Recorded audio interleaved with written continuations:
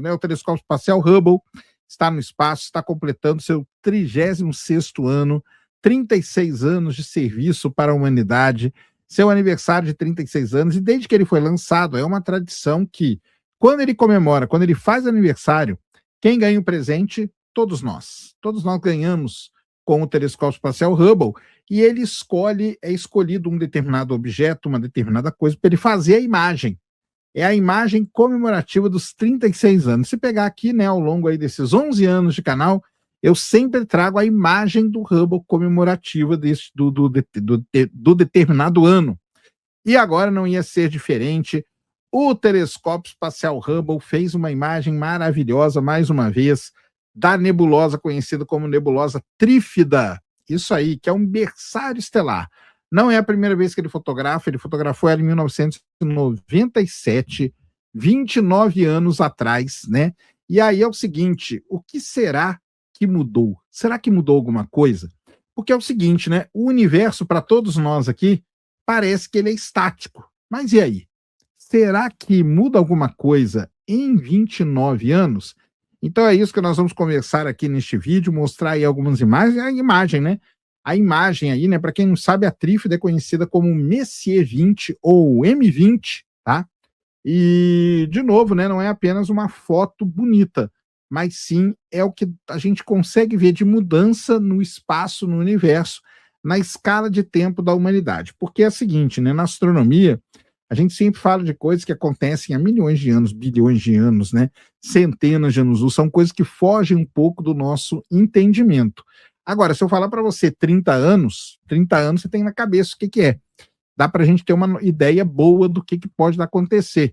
Você pega uma criança, por exemplo, e fotografa ela hoje. 30 anos depois, ela mudou, porque está na escala de tempo da humanidade.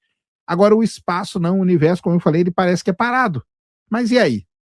Será que muda alguma coisa? E é isso que o Hubble está falando para a gente. Vamos falar um pouquinho do Hubble, para quem não conhece, né? Ele foi lançado em abril de 1990. Na verdade, o aniversário dele é dia 24 de abril, que é comemorado, tá? A gente comemora um pouquinho antes, que é o início da semana, então eles já fazem aí todo o negócio. Ele foi lançado, está fazendo 36 anos no universo, né? Mais de 1.700.000 observações, 29 mil astrônomos publicando suas descobertas baseadas em seus dados. Ou seja, não tem como, né? O Hubble que nos ajudou a determinar a taxa de expansão do universo, a explorar a matéria escura, descobrir exoplanetas, isso mesmo, tá? E mesmo com o James Webb, que foca no infravermelho, e isso desde o início, desde o dia do lançamento, aliás, antes do lançamento do James Webb, eu já falava isso para vocês, né? Que não tem um substituto. No James Webb não está lá para substituir o Hubble. Na verdade, ele está para complementar, porque o Hubble, só para o pessoal entender, ele observa o universo no ultravioleta, no visível e no comecinho do infravermelho. Ele pega ali o infravermelho próximo, que a gente chama, tá? Essa é a faixa de observação do Hubble. O James Webb, ele pega o vermelho, que é o finalzinho do visível, o infravermelho próximo e o infravermelho médio. É aí que atua o James Webb. Então tem coisas que o James Webb vê que o Hubble não vê, tem coisas que o Hubble vê e que o James Webb não vê. E é assim que a gente quer, assim que a gente quer instrumentos que acabam colaborando entre eles, acabam se completando nas imagens. Então, basicamente é isso. E o Hubble, né, não tem como, né? O Hubble a gente gosta demais dele, né? O telescópio que passou por vários e vários problemas, foi levado para o espaço com problemas, chegou lá no espaço, eles arrumaram, fizeram missões de serviço e tudo e tal. Tá com seus problemas, tá com seus giroscópios todos ali defeituosos, tá funcionando um só, mas mesmo assim ele ainda faz coisas sensacionais. Então, ele em 1997, né, o Hubble capturou uma imagem da nebulosa Trífida. E agora, 29 anos depois, ele olhou para lá depois. E para quê, né? Para que ele fez isso, né? Então, primeiro, porque ele recebeu missões de serviço ao longo da sua história. Então, se você fizer agora com um instrumento, ele está melhorado um pouco, né? Embora já seja há muito tempo, mas também tem isso. E para a gente ver se as coisas mudam no universo. A nebulosa Trífida, para quem não sabe, está localizada na constelação de Sagitário. Ela está a cerca de 5.000 anos-luz de distância da Terra. E ela é um laboratório astronômico, tá? É um lugar que os astrônomos usam como um laboratório muito importante. ela é jovem, ela tem apenas 300 mil anos de idade, beleza? E se você olhar a imagem do Hubble ali, você vai ver que ela parece uma cena, não é do espaço, né? Parece uma cena no oceano, tá? No oceano. Então, assim, os cientistas, têm uma ideia, né? A estrutura central de gás e poeira ali, que tem uma cor meio de ferrugem, que vocês vão ver na imagem que vai ficar passando aí, os cientistas apelidaram isso de Cosmic Sea Lemon, tá? Então ou seja, né, o limão do mar Cosmo, por causa da sua semelhança com uma lesma marinha deslizando pelo espaço, tá? Então tem coisa desse tipo. A nebulosa trífida, ela é uma nebulosa onde está acontecendo formação de estrelas, então ela é um belíssimo berçário estelar, por isso que ela é nebulosa, ou seja, dentro dessa nebulosidade toda, existem estrelas se formando, e as cores, né, que a gente vê aí na imagem, não são as cores reais, obviamente, são cores impostas pelos astrônomos, para mostrar determinadas coisas, mostrar o que, por exemplo? Contar a história tanto da criação de estrelas, como da destruição também, porque a criação leva à destruição, já diria o nosso amigo e filósofo contemporâneo Rato Borrachudo, tá? A área azulada, no canto superior esquerdo aí da imagem, vocês vão ver, ela brilha porque a luz ultravioleta de estrelas massivas invisíveis na foto está arrancando elétrons desse gás. O gás amarelo brilhante no topo ali, ele é o resultado direto dessa radiação ultravioleta desintegrando a poeira escura. Quando a estrela nasce, acontece isso, tá? Quando a estrela é muito grande, ela emite muita radiação ultravioleta e a radiação ultravioleta sai varrendo a poeira, tá? Vai varrendo a poeira. No meio da poeira escura, né, onde a luz, o Hubble não consegue penetrar, né, está acontecendo um caos ali causado por essas estrelas gigantes, né? Elas comprimem o gás e a poeira, criam um ambiente perfeito para o nascimento de novas estrelas. E é aqui que a observação de 29 anos de diferença do Hubble nos dá um presente espetacular, tá? Lembra que eu falei para vocês no começo, né, que o universo, para escala humana, ele parece algo estático, parado, porque as coisas demoram muito tempo para mudar. Mas olha só o que acontece aqui. Se você olhar ali na esquerda, tem uma estrutura que parece, eu lembro, um chifre, tá? Essa estrutura, ela tem um nome, tá? Ela é um objeto chamado objeto Herbig-Haro, tá? 399. O que você está vendo aí? Os objetos Herbig-Haro são esses jatos que são emitidos pelas estrelas no começo da sua vida, na fase que a gente chama de protoestrela. Então, assim, você pode fazer uma analogia muito legal da estrela com a vida humana. O ser humano, quando nasce, né, o bebezinho ali, né, ele é todo agitado e tal, não sei o quê, pá, depois, à medida que a vida vai passando, a pessoa fica um pouco mais calma, né, na maior parte das vezes, né?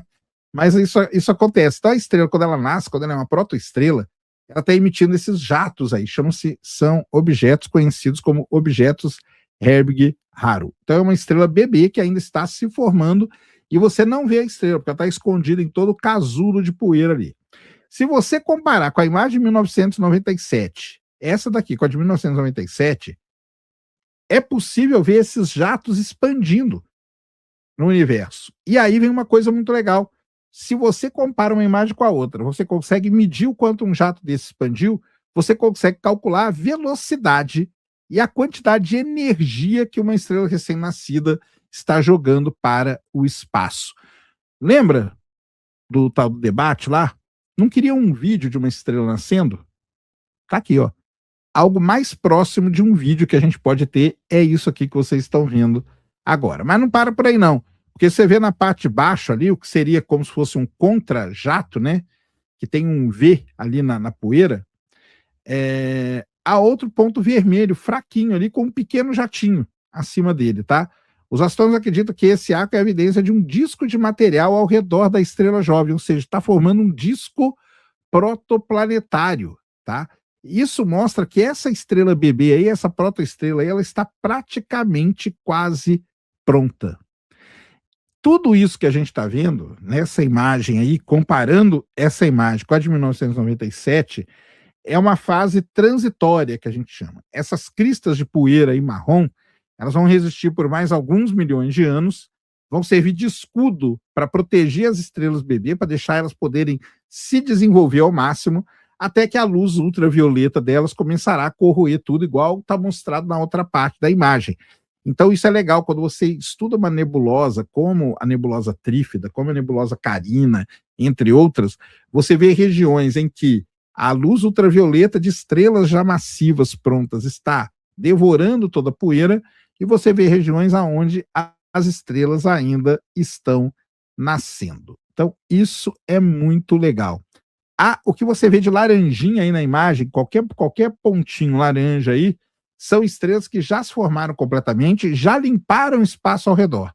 Daqui a alguns milhões de anos, todo esse gás aí que forma a nebulosa Trífida não vai mais existir, e vai ter apenas as estrelas. É a mesma coisa que a gente fala quando a gente fala dos pilares da criação, da M16.